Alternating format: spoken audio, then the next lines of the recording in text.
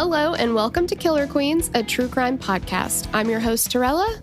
And I'm your better, prettier, younger host, Tori. We're sisters who are obsessed with true crime. And love gal-palin with you about cases. You can expect the occasional curse word, lots of Friends quotes, and all the 90s nostalgia. To get in on the conversation, check us out at killerqueenspodcast.com. You can also find us on Instagram and Facebook at Killer Queens Podcast, and we're on YouTube at Killer Queens, a true crime podcast. Okay, y'all, grab your Capri Suns or your Surge, and let's talk about some true crime. Hey, you guys. Hey, guys. Hey, guys. Welcome back to Killer Queens. I wanted to say the same thing you said the other day about whose line is it anyway? Yes. The podcast where everything's made up and the points don't matter. Exactly. Except not everything is made up and there are no points, so they really don't matter. Yeah. Yeah. So strike that from the record. Exactly. Yeah. Yeah. So we are getting into a crazy, crazy, crazy case today. Mm-hmm. That was what, 17 crazies that you just said? And that's at one least. too few. Yep. Exactly. 1, 2, 3, few. Sure. Yeah. This case was highly suggested or recommended or whatever. Yes. Mm-hmm. Yeah. Thank you to Victoria Fountains, Nicole Rosenwax, Carly Bodick, Bridget Jacqueline, Lauren Claire, Aaron Martin, Lindy Evans, and Destiny Rinko. Yeah. I mean, I know. The list just keeps on going. Yeah. We do also have some trigger warnings in this episode. There is a discussion of physical, sexual assault, miscarriages. One of the survivors is a minor when she's taken. So, just things to think about. If that's something you need to skip, we totally get it. Yes, absolutely. And thank you to Madison for writing it up. Yes. All right. And before we jump into the case, we just want to remind you guys about our Patreon. We have so much fun stuff going on over there. We are changing a little bit up as well, but you can always get ad-free episodes. If we have a 2-parter, you can get early access to the second part. We're doing some, what we just call kind of like shoot the shit recordings where we just kind of chit chat about whatever. And we release those on the Patreon feed. And you can get up to 3 episodes a week on Killer Queens. And then if you hang out with us on Tuesday nights in the Spotify Green Room, that's 4 episodes a week, y'all. Exactly. And Spotify is 8 p.m. Central Standard Time. Yeah.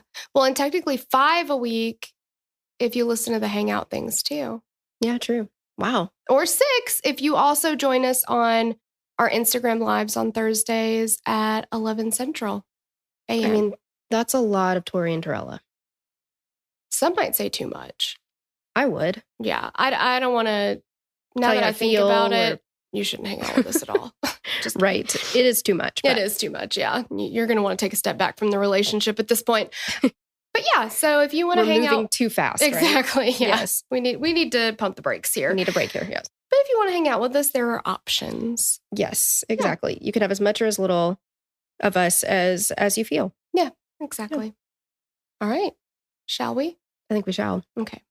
So this is over. Well, you clicked on it, so you know what it's over, right? But it's Ariel Castro, the kidnappings of Michelle Knight, Amanda Berry, and Gina De Jesus. So between 2002 and 2004, 3 girls between the ages of 14 and 21 vanished from the streets of Cleveland, Ohio. They were all last seen within a few blocks radius of one another and seemingly disappeared into thin air. A short phone call after one of the girls went missing was the only clue, and it didn't provide police with much to go on. Then, almost 11 years after the first woman went missing, the 3 girls were found, having been held in the home of a local school bus driver.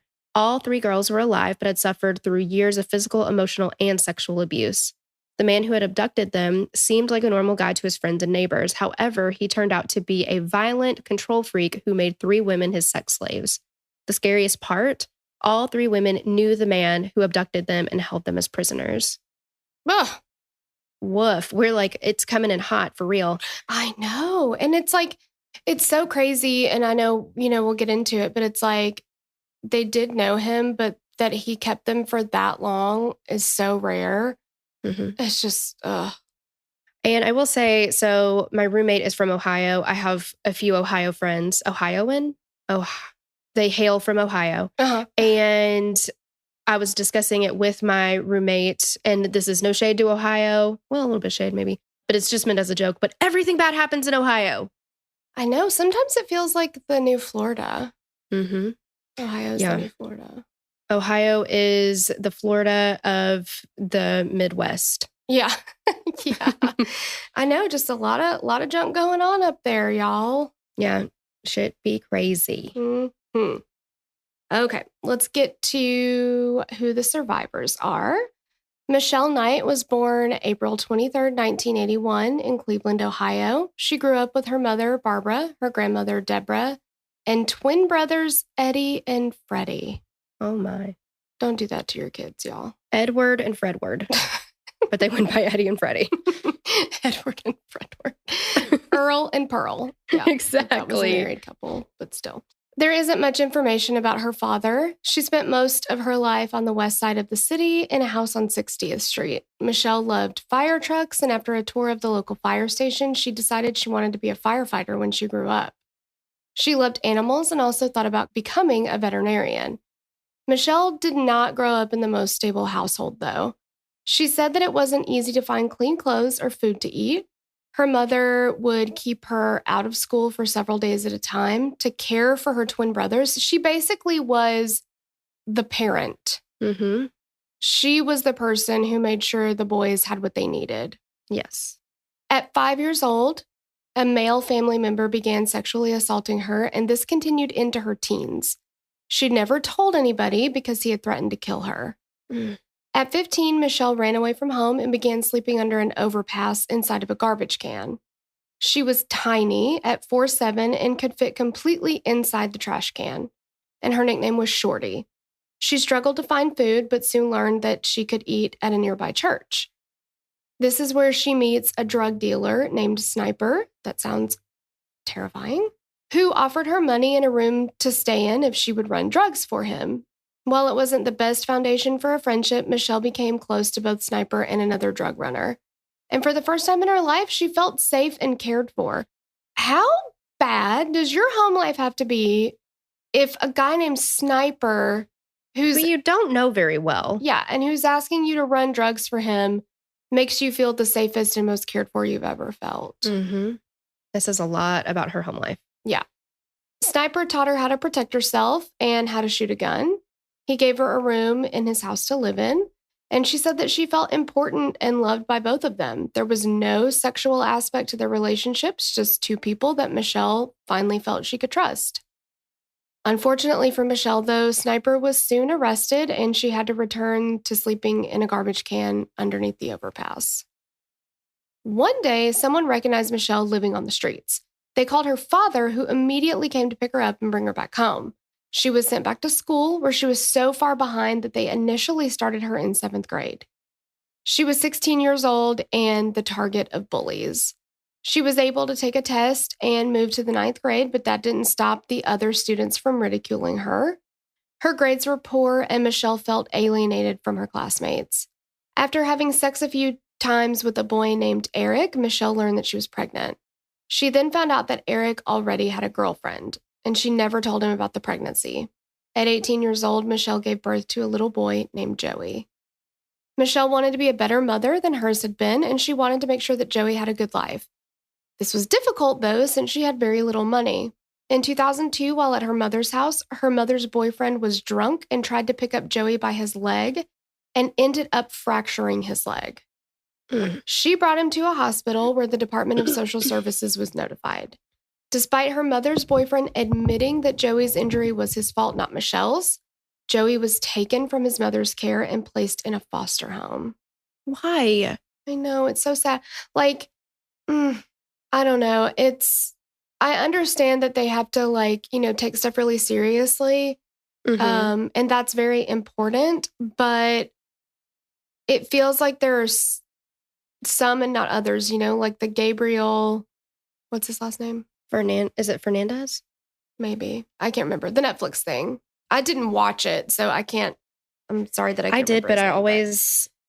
I know, it's... Gabriel. Yeah, there's a lot of cases floating around out there. It's Gabriel Fernandez. Okay, but they didn't, they didn't follow up on his case. No, and he ended up passing away from all the abuse that he suffered. Yeah. And then it's like there are cases where children don't necessarily shouldn't be taken away, and they are. I don't know. It's just like, why are the standards not all the same? The Hart family, right? Susan Powell's kids, Josh Powell, all those things. And I listened to that podcast. I think it's called Do No Harm. It was really heartbreaking and interesting, but it follows families whose kids were taken away by DCS and didn't need to be. And then the kids were actually subjected to abuse in foster homes. Mm-hmm. Oh, yeah. There's a lot of rampant abuse in foster care. And I do feel like from what we know about Michelle's experience with DCS and social services or childcare services and stuff like that, it seems like it was the first incident. Now, I do think that they should have taken it seriously 100%, but I feel like Michelle was the kind of person that would be like, okay, I'm going to fix this and I'm going to make sure this never happens again. Yeah, because we're not going to be around my mom's boyfriend anymore. Right, absolutely. Because they give everybody else, it seems like, or give a lot of other people a ton of chances, and they gave her, from what it appears to be, one chance, and that was it. Well, yeah, and then the person who says, I did this, and other people know that he did this, yeah, he gets away scot-free. No consequences for him. Yeah. Yeah. It's awful. Amanda Berry was born on April 22nd, 1986, and grew up in Cleveland, Ohio. They're all born in April. That's interesting. That's kind of weird. There isn't much public information about Amanda's childhood, but in contrast to Michelle's younger years, Amanda seemed pretty close to her family.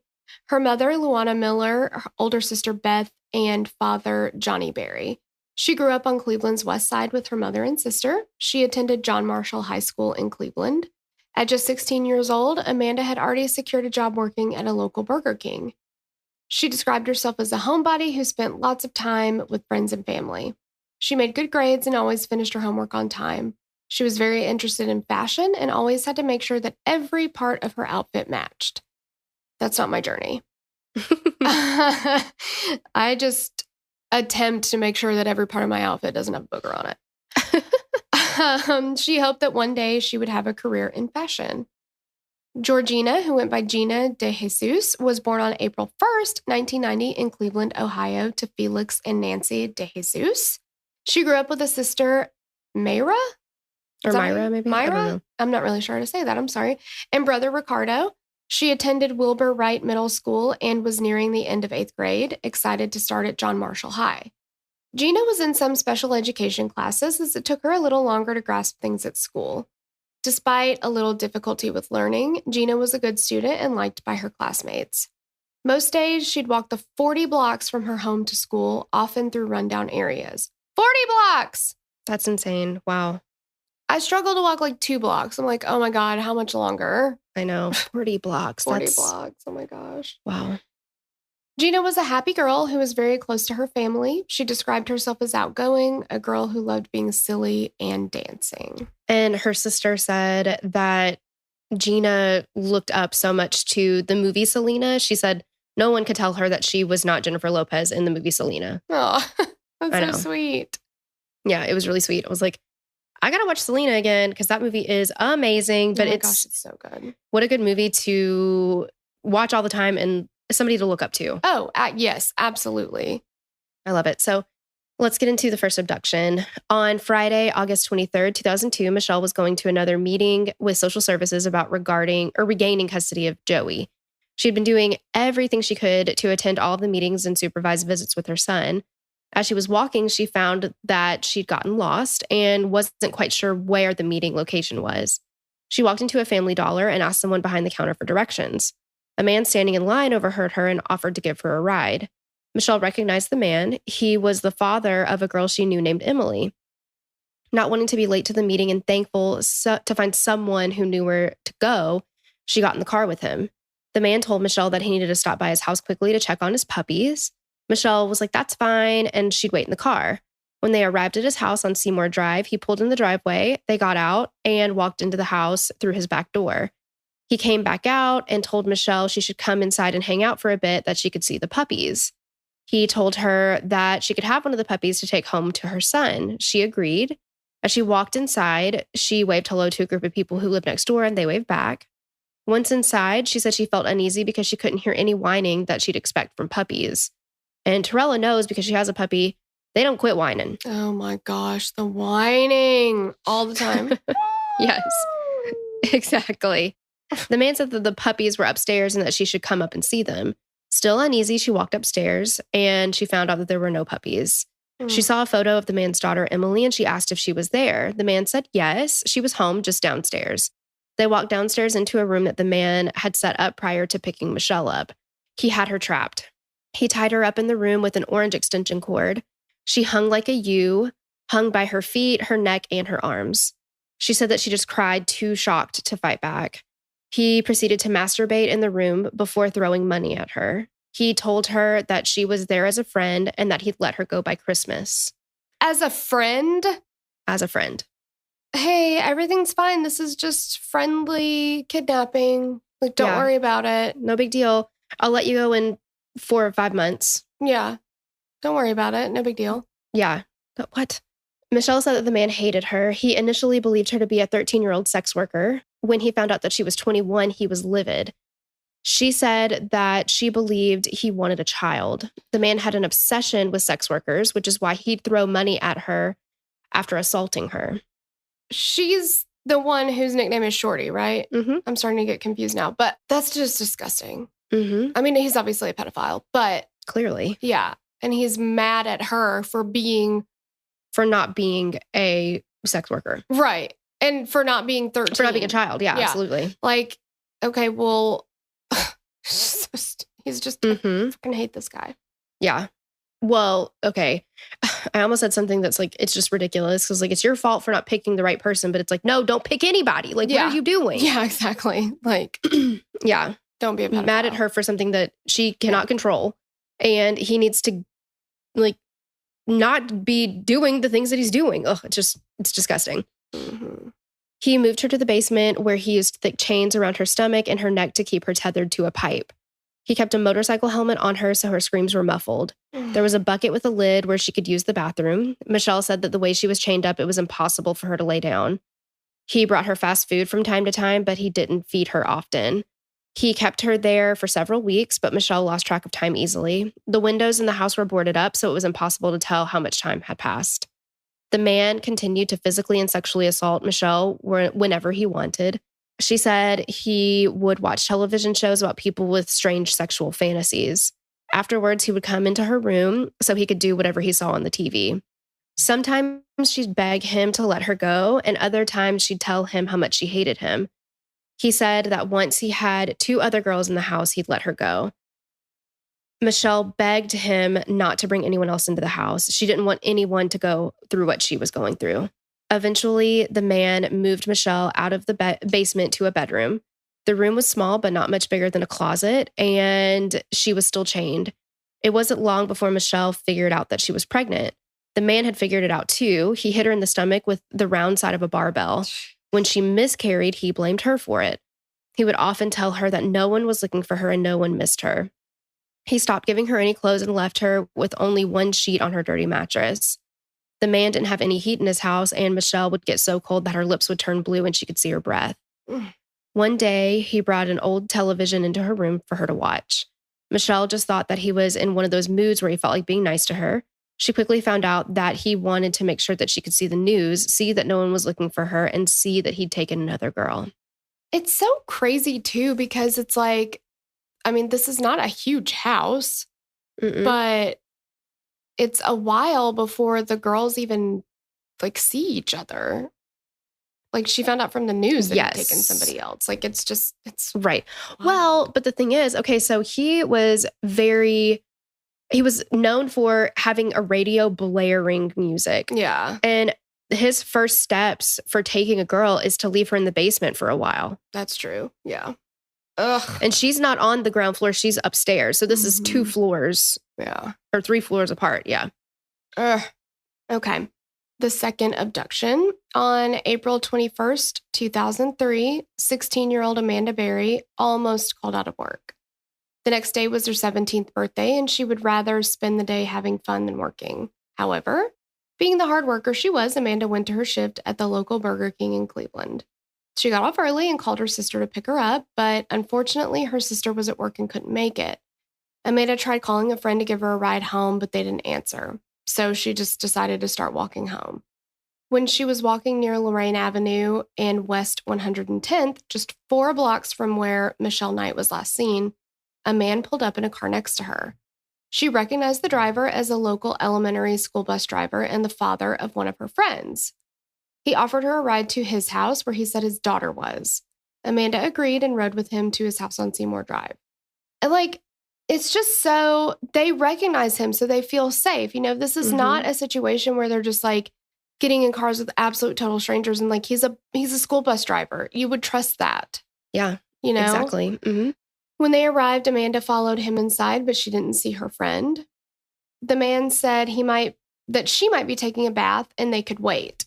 He proceeded to show Amanda around the house, leading her to an upstairs bedroom. There was a peephole cut through where the doorknob was, and she was able to see into the room. She saw a woman sleeping in front of a television, and the man said this was his roommate.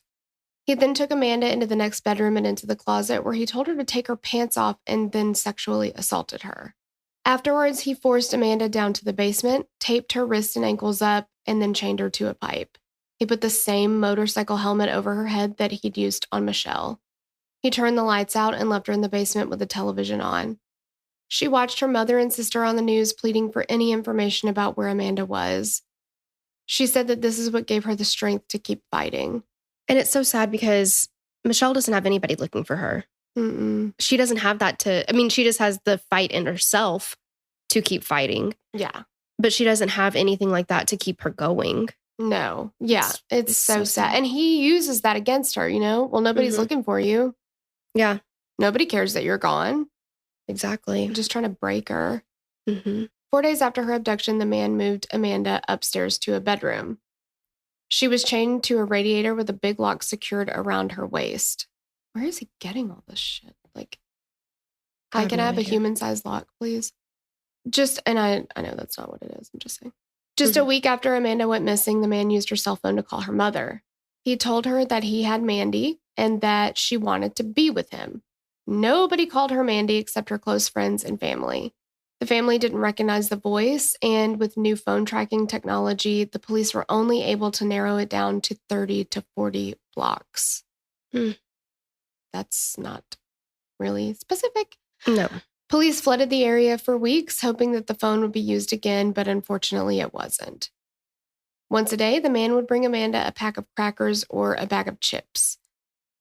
She would shower once a week usually. However, everything had strings attached. He would insist on her showering with him and would continuously sexually assault her like he did Michelle. The man would have short periods where he'd be nice to Amanda. Once he asked her if she'd like anything to pass the time in her room. Amanda asked for something to write in. So he brought her a journal with a small lock on it. She used it to document the amount of times he sexually assaulted her. She wanted to be sure that if she was found, the man would pay for every terrible thing he did to her. And she would just tally, make a mark, make a mark, make a mark. She used X's as well. So sometimes it'd be 3X, 5X, 1X. Yeah. Oh, so sad. It's smart to do. It is. And really forward thinking, because how could you know that unfortunately in that situation, I'm sure they all said that they thought, I'm not going to make it out of this. He's going to kill me. Yeah. It's just pretty amazing. I know. Michelle recalled that the man brought Amanda into her room once and introduced her as his brother's girlfriend. Michelle knew he was lying because she'd seen Amanda's face on the television. She thought it was odd that Amanda was completely clothed while she was basically naked. He then brought Amanda back to her own room, and the girls didn't see each other again for several months. Ugh. And you have to wonder if the reason why he kept Amanda clothed and not Michelle was because that's all part of the captor kind of thing. He wants to pit them against each other. Yeah. Like, look how well I'm treating Amanda. Mm-hmm. Yeah. So then that breeds resentment. Yeah. I want you guys to fight each other. Mm-hmm. Yeah. Exactly. So let's talk about the third abduction. On April 2nd, 2004, 14-year-old Gina De Jesus was walking home from her school with her friend Arlene. She wanted Arlene to come to her house, but she was grounded. Arlene called her mom, who told her to come straight home now. The girls continued on their own separate paths to their own separate houses. Gina was used to walking alone and didn't think much of it when a maroon car pulled up next to her. She recognized the man driving. It was Arlene's dad. He was even a friend of Gina's dad. He asked Gina if she'd seen Arlene. Gina told him that Arlene had walked off towards her home. The man asked Gina if she could drive around with him and help him locate her. Gina got in the vehicle. Instead of driving around and looking for Arlene, the man drove Gina to his house on Seymour Drive. He asked for Gina's help moving a stereo inside of his house. See, this reminds me of Buffalo Bill from Silence of the Lambs, where he's like, oh, can you help me? Or I guess they got that from Ted Bundy, but still. Mm-hmm. Yeah. Can you help me do this? And then, yeah. Yeah. And you know, these girls, like, again, they recognize him. Mm-hmm. They're friends with his kids. And he's using his kids always to lure these girls in. Yeah. He's like, hey, you want to come hang out with her? Hey, you know, of course you're going to trust your friend's dad. Like, It's awful. Hate him. Yeah, of course. When she walked inside, she noticed the man behaving oddly, which made her uneasy. She said that he was fixing his eyebrows, trimming his mustache, and cutting his nose hairs. Not exactly foreplay. What are you doing? Yeah. It's disgusting. It is. And it's not going to make you look any better, you dumb shit. Yeah, and also this man is, I mean, Gina is 14. 14. It's disgusting. And like, how can you, I don't understand it in any way, shape, or form, but like, your daughter is the same age as her. How does that not gross you the fuck out? Like, exactly. That's a baby to you. Yeah. Yes. He then started touching Gina. Gina immediately pushed him away, telling him that he could go to jail for doing that. The man apologized and said he'd take her home, but they couldn't go out the same door that they came in. Why? Yeah, exactly. He led her down to the basement where he grabbed her and chained her up. Gina said that initially he didn't secure her well enough and she was able to free herself. She tried to run, but the man threw her down and sat on her back. Gina began kicking him as hard as she could. Finally, the man overpowered her and chained her back up. Just over a month after abducting Gina, the man began sexually assaulting her. I guess we didn't say in the beginning that you're going to want to throw stuff out the window. We should have warned you, but I think at this point, if you've been a listener, you know that that's pretty much standard practice here. Yeah. Get ready for it. Throw all of your shit out. Take a break. Go get it. Bring it back in. Throw it back out. Yep. Because it's going to piss you off. And this motherfucking guy is going to piss you off more than anything, especially, well, throughout the entire thing, but at the end, ooh, girl. Yeah. Fuck him. Yeah. All right. So who is he? The man who had abducted Michelle, Amanda, and Gina was named Ariel Castro. I feel like a lot of people are super familiar with this case. I think so too. If not the case entirely, you know the name and you kind of know a little bit about it. Yeah. You know what I mean? Like because it was so highly publicized and for good reason. I mean, it's just an amazing case, but it was everywhere for a long time. And it's a pretty recent case. I mean, not when it started maybe, but when it ended. Yeah. Yeah, definitely. Castro was born on July 10th, 1960 in Puerto Rico to Pedro and Lillian.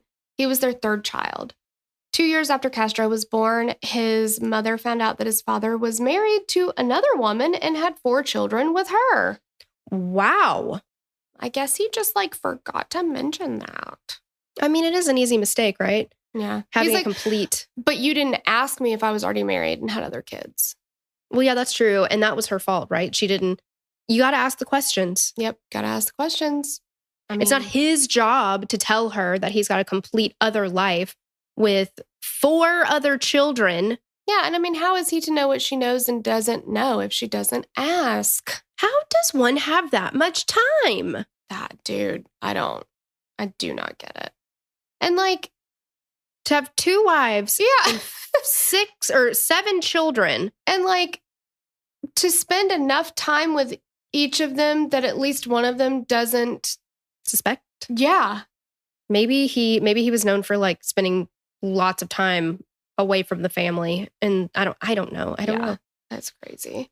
So he left Lillian and his 3 children, including Ariel, and went to be with his other wife and children.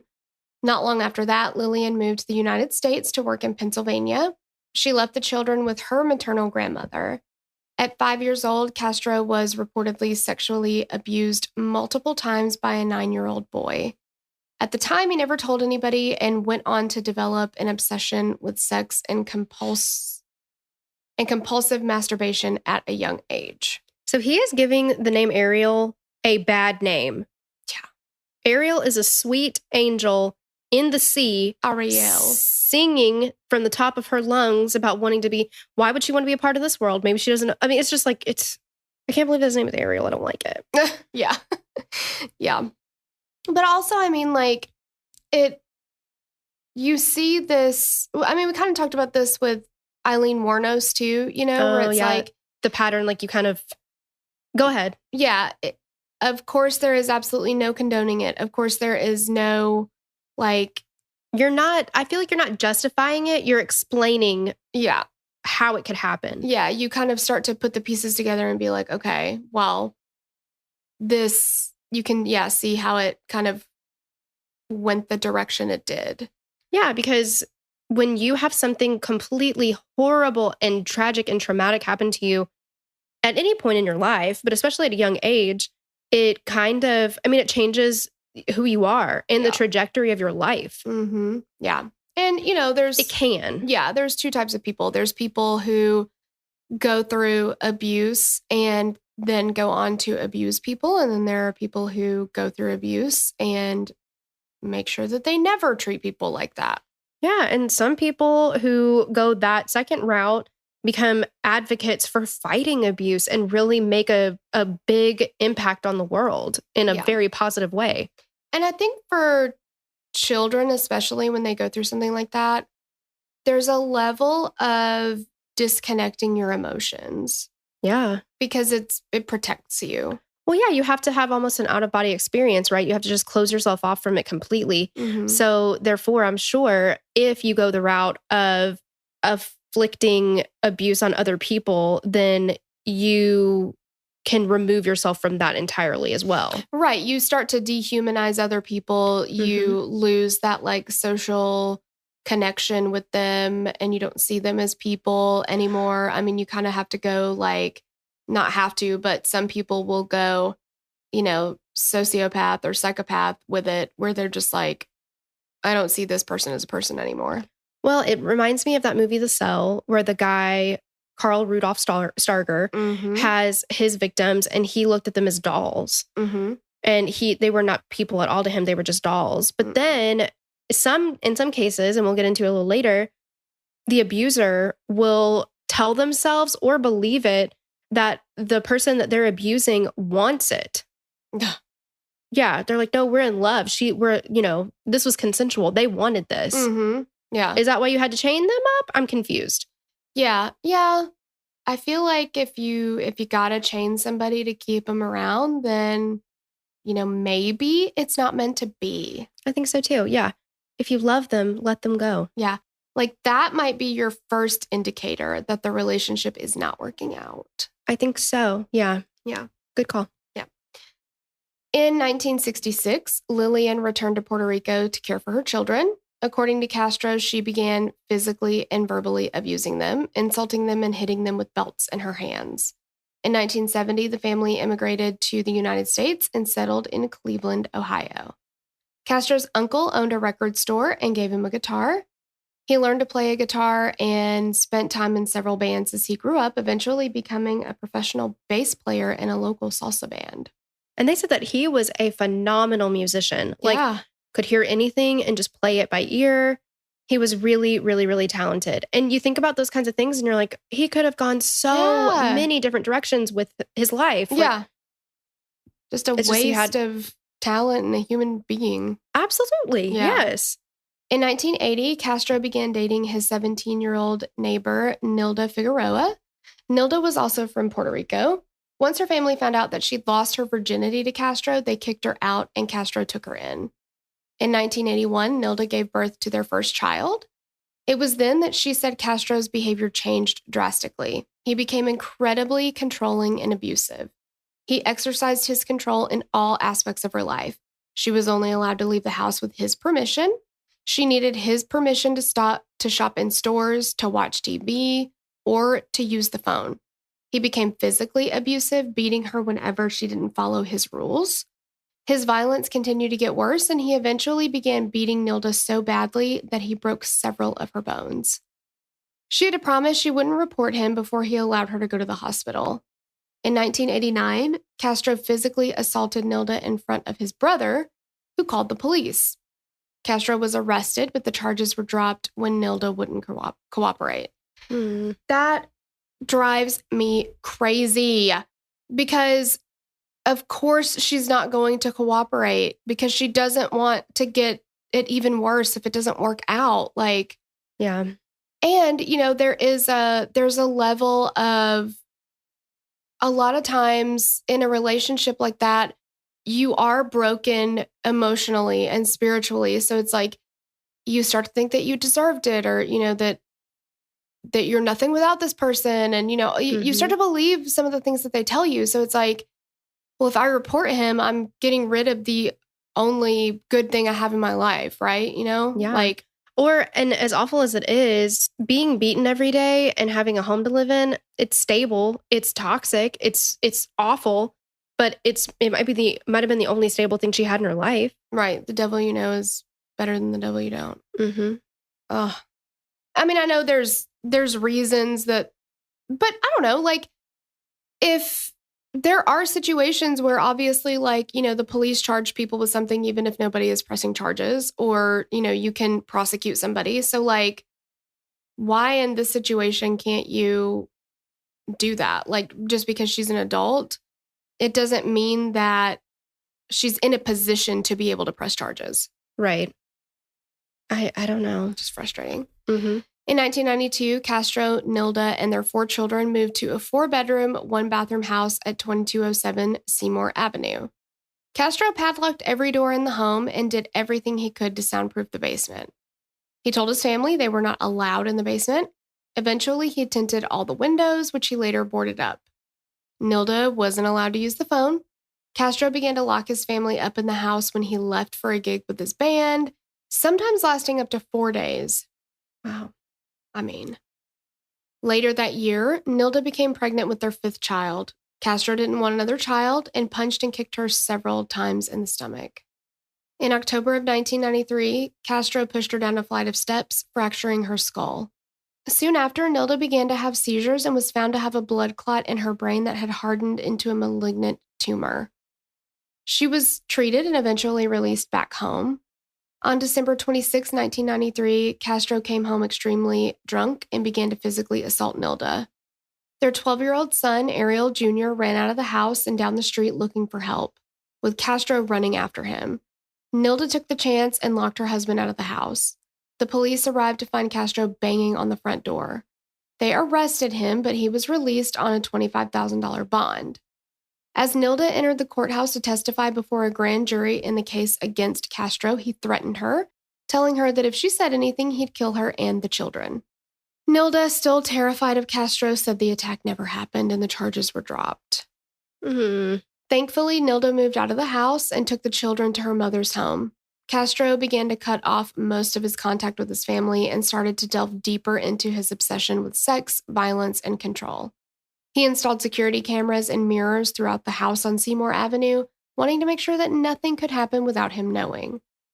After attempting to run over Nilda's boyfriend with his car in 1997, Castro lost all custody of his children to Nilda. Jeez. But still, he's not in jail. No. I mean, it's a good thing that the custody is taken away, but this is an extremely violent person. And has exhibited that on multiple occasions that have been documented. Yeah, and he tried to run over this person with his car, which should be an attempted murder charge. I mean, that's crazy. Despite the violence that had taken place in his home, Castro appeared to be relatively normal to those who knew him. His neighbors said that he was friendly but often kept to himself. They thought it was odd that all the windows in his home were boarded up, but they just assumed it was because he played music and he wanted to keep the noise from getting too loud. He played bass guitar in a salsa band with 2 other men. They said he was one of the best musicians they'd ever met, and they said that during breaks at gigs, Castro would often try to dance with women who had already brushed him off earlier in the night. His bandmate said that he seemed to think that whatever he wanted, he deserved to get. They said that he mostly kept his personal life to himself, but seemed pretty normal to them. Neighbors who went to school with Castro said that he had a great family and was an average Joe. He seemed outgoing, smart, and talented. He played softball and was very into cars. After the divorce, Castro became more secluded. He was very guarded about who could come into his house. He would only enter and exit through the back door. If anyone came to see him, they would meet on the front porch and stay there, even his mother. That's a red flag. Yeah. For the past 22 years, Castro had driven a school bus for the local school system, played music at night. On the outside, despite some odd quirks, he just seemed like a regular dude. Ugh. I feel like his quirks, though, are pretty significant. Yeah, it's not like, I don't know, liking to collect Russian dolls and display them in your house, or keeping your Christmas lights up all year long and having Christmas. It's not one of those weird quirks where it's like, well, he's kind of kooky, but he's a nice guy. It's like he keeps the house boarded up completely. He doesn't let anybody inside of his house. Like, these are really, really strange things. Yeah, exactly. And I'm just assuming that the neighbors don't know that he tried to run over somebody. Right. I guess. But like a school bus driver, I don't know. So does this stuff not, I guess it doesn't stay on his record? Like, surely to God, they would check. See, that's what I was thinking. Like, didn't they do a background check on him? Because couldn't they have seen that he had, but if she didn't press charges, they just were dropped, so they don't just stay on there? Like, hey, I don't know. Yeah, exactly. It's just scary. It reminds me a lot of Wesley Allen Dodd, just the slipping through the cracks. Yes. So many times. There were so many signs there. And so many chances to put him away. And if you rely on somebody who's being abused to take that on, a lot of times it's not going to happen. You can't put that on them. Yeah. Well, it's not the victim's job to make him pay. Right. That's what the justice system is for. Yeah. It's just not fair. So Castro now had 3 women imprisoned in his house. Eventually, all 3 girls were moved into separate rooms upstairs. Sometimes he would chain Gina up in Michelle's room with her. All 3 women experienced different things while being held captive, but all 3 of them were routinely beaten and sexually assaulted. The girls were rarely ever all together at once, except when he allowed them out of their rooms to clean the house. How nice. Yeah. Everything had to be done perfectly to Castro's orders, or else the girls would suffer. He continued to tell each girl separately that he would let them go back home in a few weeks or before the next holiday, but it was never true. He would constantly berate Michelle, telling her that no one was looking for her and that no one loved her. He often told her that he hated her. She believed that she was the most hated one in the house. Though all 3 girls were being held captive, it was clear that Castro favored Amanda and Gina over Michelle. The girls said that he would play mind games to pit the 3 of them against each other. They began to develop jealousy of one another, wondering why one of them got more food or got clothes or was able to bathe when the other wasn't. Despite these feelings, the girls did their best to keep one another strong and fighting. The searches continued outside for Gina and Amanda. Castro even participated in some of the searches for Gina, as well as donated money to the family to keep the searches going. How cruel. Oh my God. And he knew Gina's mother. Or was it Gina's father? Yeah, he was friends with Gina's father. And he would go over and they would hang out together. He'd go over to his house and they would talk about his missing daughter. It's sickening. Terrible. And he had her the whole time. Yeah. The whole time. Sometimes he would play Amanda's voicemails for her, allowing her to listen to friends and family who missed her. He would always cut it off just before she could hear her mother. Amanda watched a talk show on television where her mother was a guest, and she spoke to a well-known psychic about Amanda's disappearance. The psychic told Amanda's mother that she was dead. It broke Amanda's heart to see her mother's reaction. Wow, that psychic is a piece of shit. Yeah. Yeah. Like, I don't know. I don't personally believe in psychic abilities, but as a psychic, this person knows damn well that she has no idea what she's talking about. And you're preying on a family who is desperate to find their daughter. And this was on the Montel Williams show. Of course. Mm-hmm. Yeah. The girls said that Castro would test them by leaving the door open or their chains unlocked. He would pretend to leave the house, and if they tried to escape, he'd beat them. As time went on, the girls earned more and more of his trust. It's unclear how often Castro left the girls out of their rooms or when he did, but Amanda said that she would try to do things to have some normalcy. When Castro was out of the house at work or with friends, they would sing and dance and watch the Vampire Diaries on TV. Amanda even recalled waking up early one morning to watch the royal wedding. She said it was something happy and she wanted to watch it. All three girls said that they considered escaping many times. They considered putting rat poison in Castro's food. They considered running out when they saw an open door. However, they were so terrified of the punishment that might follow that they never followed through. I mean, and you can't blame them. No, not at all. Yeah. Because who knows? I mean, he was so big on testing them. Who knows when it would have been an actual him actually leaving or testing. Yeah. And, I don't know. I cannot blame them for wanting to poison his food, but who knows if it would have worked. If he'd just gotten sick or found out about it. Right. Yeah. What would they have gotten after that? Yeah. And that there are definitely times that he would, I wouldn't put it past him to sit outside of that house in the driveway for 6 hours to see if one of them came out. Oh, absolutely. Yeah. I mean, he had nothing but time. Exactly. During her captivity, Michelle had gotten pregnant 5 times, and each time Castro would induce a miscarriage. He'd either hit her in the stomach, he'd kick her, he'd stand on her until he felt as though she'd lost the baby. It's horrific. Michelle remembered Gina sitting on her bed with her and rubbing her stomach as she miscarried. When Amanda realized that she'd missed her period and couldn't keep any food down, she was petrified. Castro soon figured out that Amanda was pregnant, and unlike Michelle's pregnancies, he wanted Amanda to give birth. On Christmas Day of 2006, Amanda gave birth to a baby girl named Jocelyn. She delivered Jocelyn in her bedroom while laying in a plastic kiddie pool. Michelle had helped deliver the baby while Castro sat in a rocking chair nearby reading a book about birth.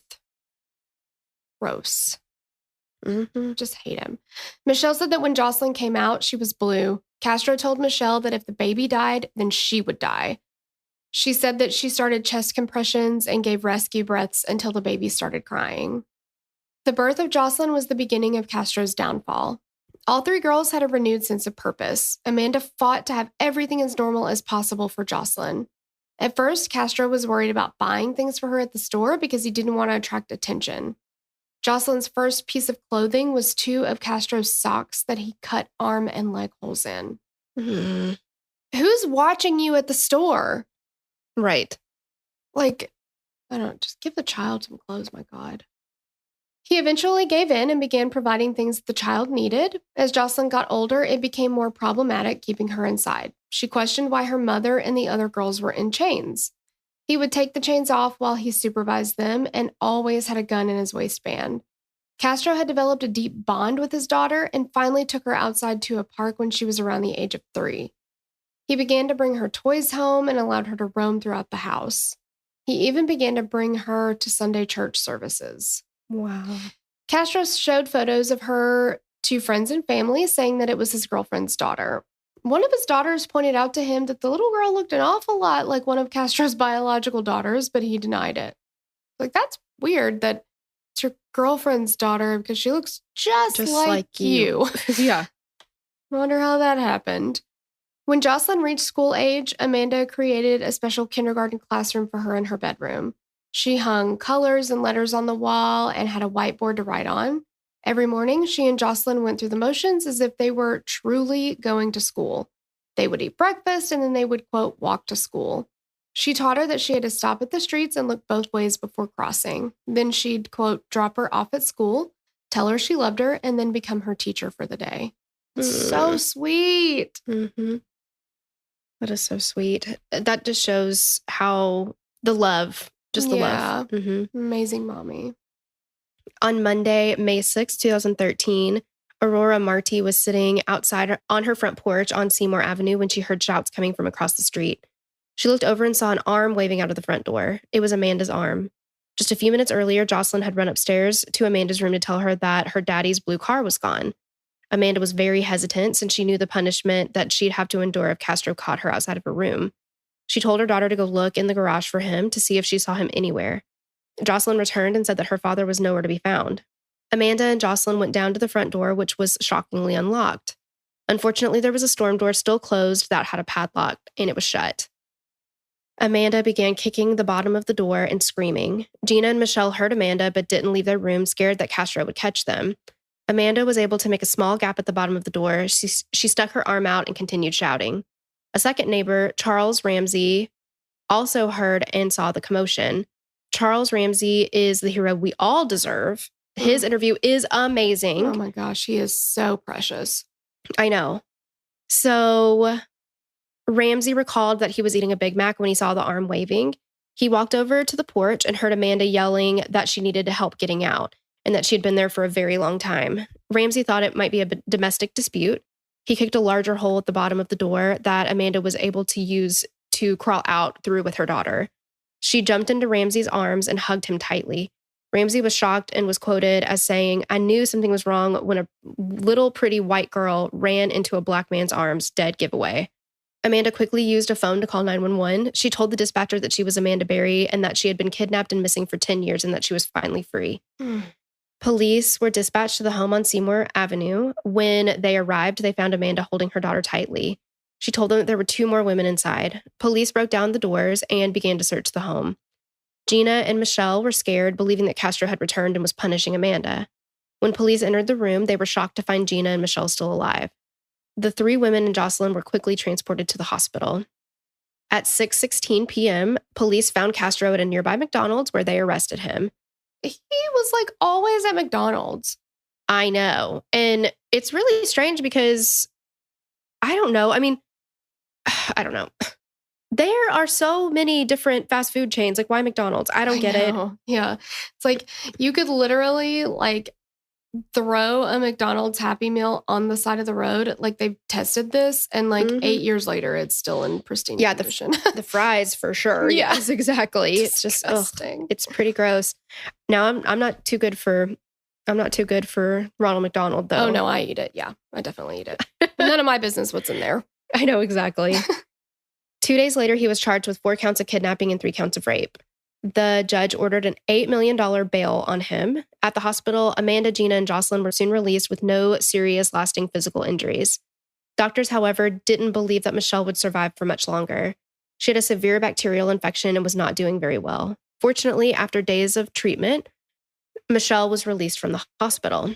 I mean, they actually put her in hospice care because they didn't think she was going to make it like another they said that she was days. Yeah, they said you probably have 2 days to live. Yeah, and like it's just the whole thing is tragic. Like I'm not saying it's not, but that would have been such an additional tragedy to like have survived all those years and to get out of the house and then die a couple days later from this bacterial infection. Ugh. But the thing is, Michelle is tiny yet mighty. She is a teeny tiny little thing, but she said that when she was in hospice, they said that she only had a few days to live. She would get up and sing and dance. She was like moving around all the time. She was like, if I'm going to die, I'm going to live the rest of my life having fun. Yeah.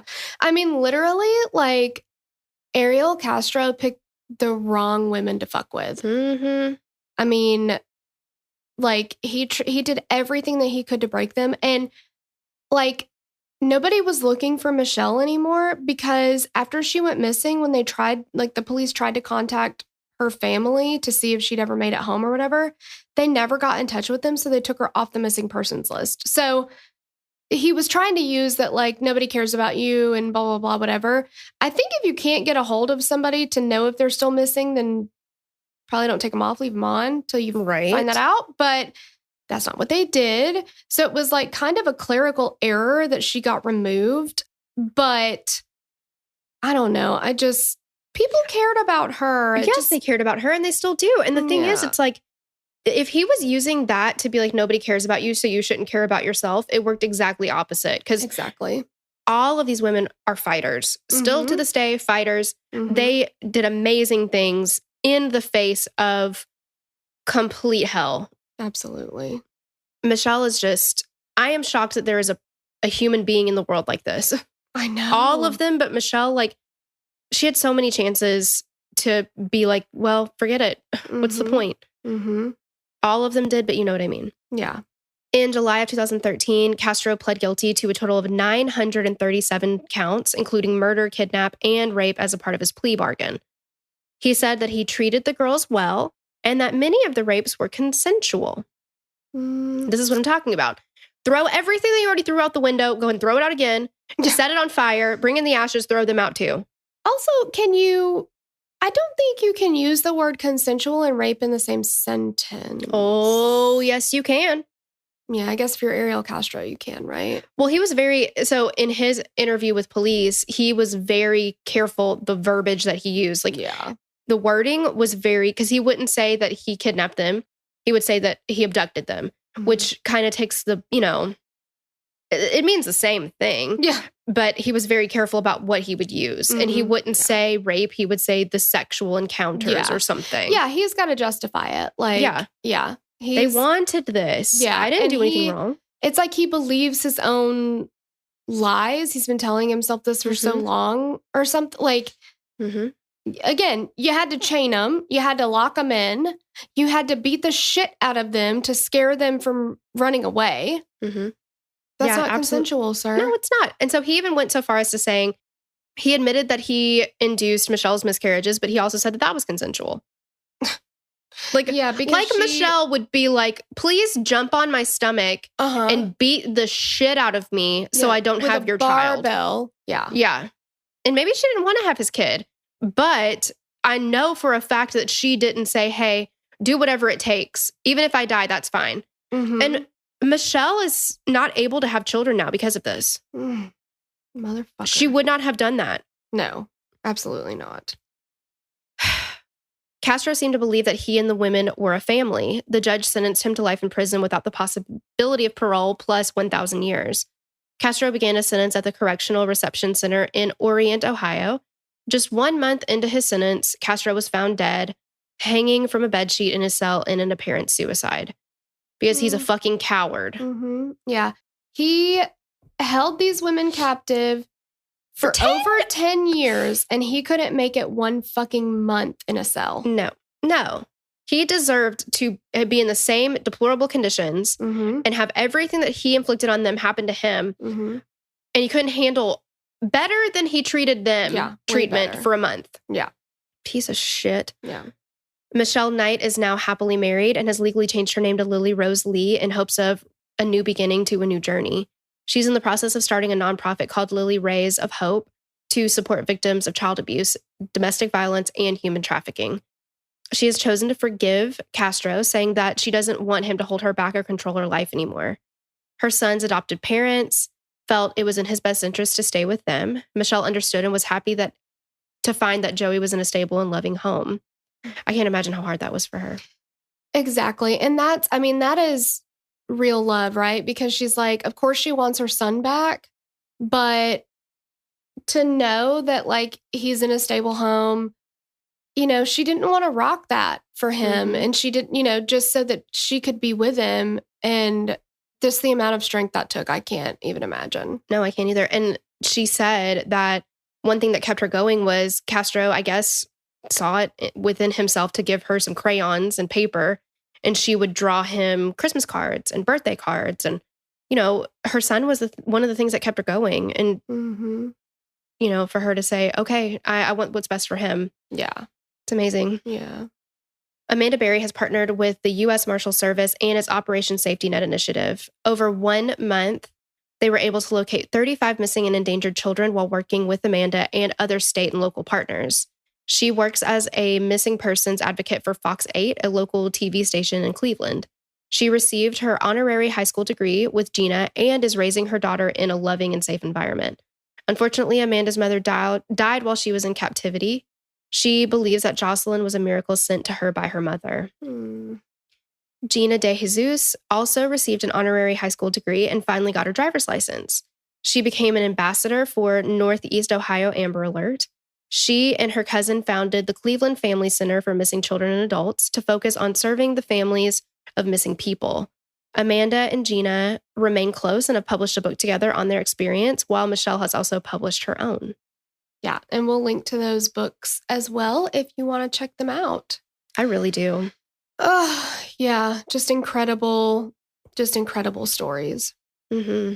This one, I mean, it's tragic and awful. Oh my gosh. I mean, I cannot imagine the hell and nightmare that they went through, but it just really shows you how amazing and resilient people can be. Mm-hmm. And there was a positive ending to it. I mean, they're all thriving now. And I know it's silly for me to say maybe, but I'm just so proud of them. Like, it's amazing. Yeah, it is. I mean, it kind of gives you that like feeling of just hope. Like, you know, it is possible. I know that the statistics say that something like this doesn't normally happen, and, you know, not that they would, I mean, you should never have to go through what they went through. Right. But they are still here and they're making a difference. You know, they're turning that pain into something good and helping other people. Mm-hmm. And that's something that Castro couldn't do. He had to hurt other people. Yeah. Well, and he couldn't take it away from them. Right. Yeah. Yeah. Exactly. They're just incredible women. Incredible. Mm-hmm. Well, thank you so much for listening. We love you so much, and we could not do this without you. So thank you a million, billion, zillion, and we will catch you on the next episode. Bye. Bye. We'd love to hear your thoughts on this case. Connect with us on Instagram or Facebook to continue the conversation. Thanks for listening, and we will meet you back here next week. Bye. The theme song for the show is created and composed by Stephen Toby. You can find more of Stephen's work on SoundCloud. Our logo was created by Sloan Williams of Sophisticated Crayon. You can find more of her work on Etsy. Visit us at killerqueenspodcast.com for merch and other info about the show.